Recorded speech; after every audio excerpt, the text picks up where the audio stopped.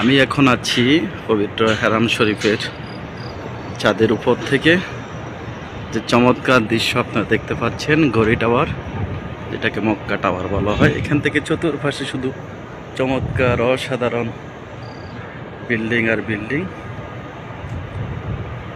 এগুলাতে যারা পৃথিবীর বিভিন্ন দেশ থেকে আসে, অনেক ভিআইপি পার্সন লোক, তারা এগুলোর মধ্যে থাকে।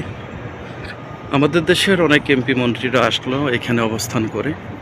অনেক সুন্দর মনোরম পরিবেশ, এটাকে বলা হয় ঘড়ি টাওয়ার।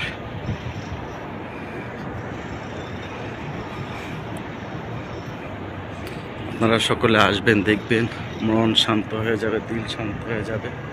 একবার আসলে বারবার মন চাইবে আসার জন্য পবিত্র মক্কা এবং মদিনাতে। ইনশাল্লাহ মদিনাতে গেলেও আপনাদেরকে এই দৃশ্যগুলো দেখানোর জন্য চেষ্টা করবো ইনশাল্লাহ।